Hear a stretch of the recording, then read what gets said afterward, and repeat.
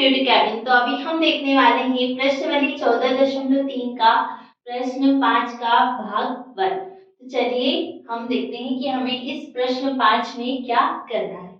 तो व्यंजक के गुणनखंड कीजिए और निर्देश अनुसार भाग कीजिए। जो हमें ये व्यंजक दिया गया है इसके पहले हमें क्या करना पड़ेगा, हमें इसके सबसे पहले गुणनखंड करने पड़ेंगे।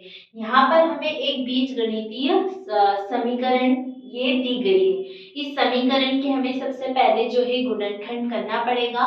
फिर हमें इस वाले पद से फिर जो भी हमारे गुणनखंड आएंगे उसका भाग करना है। तो समझ में आया। सबसे पहले हम करेंगे y square plus 7y plus का 10 इसके गुणनखंड।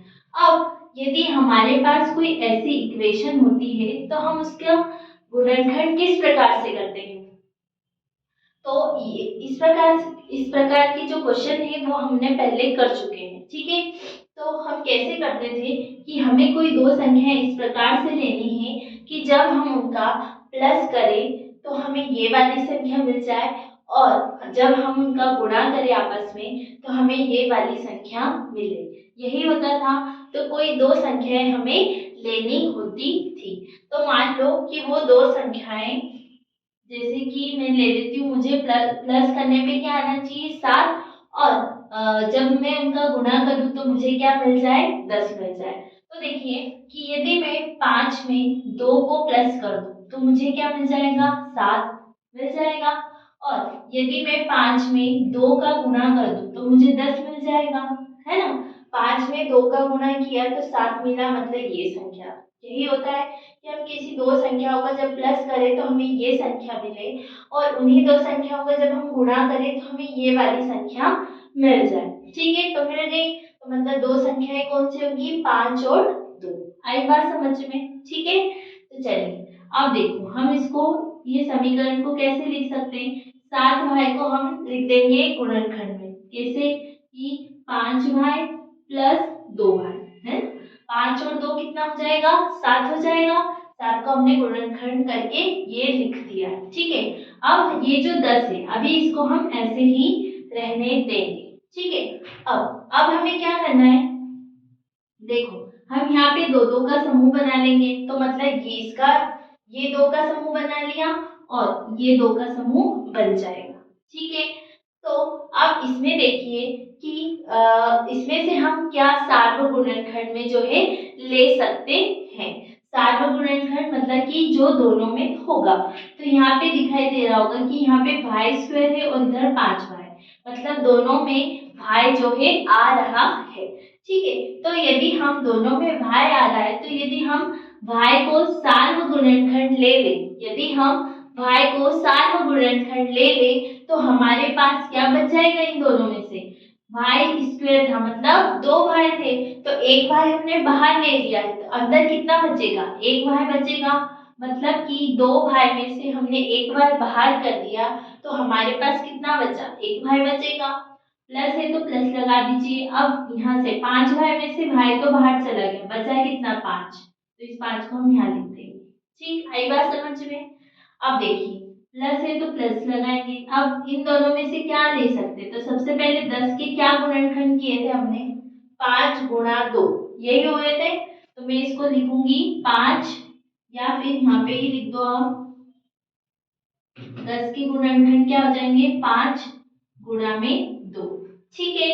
अब देखो हमने ये वाले दो का समूह लिया था तो अब हम इसमें से क्या सार्वगुणनखंड में जो है ले सकते हैं। तो देखो दो इसमें भी है और दो इसमें भी है, तो क्या हम दो को सार्वगुणनखंड ले लें, बिल्कुल ले सकते हैं, ठीक है। तो मैंने दो को सार्वगुणनखंड में ले लिया।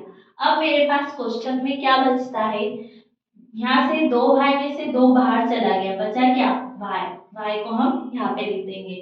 प्लस है तो प्लस लगा दीजिए। अब 5 गुणा 2, 5 गुणा 2 था तो 2 तो बाहर चला गया, बचा क्या 5, तो 5 को यहाँ लिख देंगे। समझ में आया किस प्रकार से हमने गुणनखंड किए और फिर सार्वगुणनखंड करके ये सारी चीजें आ गई, ठीक है। अब देखो अब आगे देखो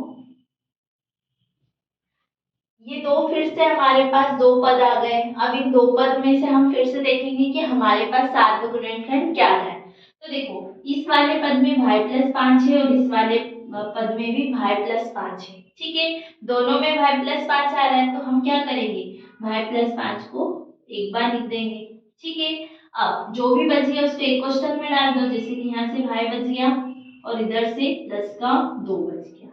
ठीक है, तो हमारे गुणनखंड क्या है, भाई प्लस 5 भाई प्लस 2। आई बात समझ में, एकदम साधारण तरीके से हमने क्या किया, गुणनखंड किया है। अब हमको क्या बोला है प्रश्न में कि व्यंजक के गुणनखंड कीजिए और निर्देश अनुसार भाग कीजिए। तो अभी हमने गुणनखंड तो कर लिए, अब हमें क्या करना है, भाग करना है, किससे, y प्लस 5 से। तो हमारे गुणनखंड क्या है, y प्लस 5। यहाँ पे लिख दो आप कि यहाँ भाग भाग करने पर ये तो पता चल ही जाता है कि भाग हो रहा है। ठीक है, तो लिखने की ज्यादा जरूरत नहीं है। तो y प्लस 5 और y प्लस 2 से हमें इसको किससे भाग करना है, y प्लस 5 से। तो y प्लस 5 से भाग कर देंगे। तो देखो, ये सब गुणा में है, तो y प्लस 5 यहाँ भी है, y प्लस 5 यहाँ पे भी है। तो हम y प्लस 5 से इस y प्लस 5 को काट सकते हैं, बिल्कुल काट सकते हैं। तो ये कट चुका है। बस अब बचा क्या हमारे पास, y प्लस 2। ये आ गया हमारा उत्तर। समझ में आया किस प्रकार से करना है। ये जो हमारे पास ये व्यंजक दिया होता है, इसे हमें बड़ी सावधानी से जो है इसके गुणनखंड करने हैं, है ना। तो ये था हमारा प्रश्न 5 का पहला वाला प्रश्न। अब हम देखेंगे इसके आगे वाले प्रश्न।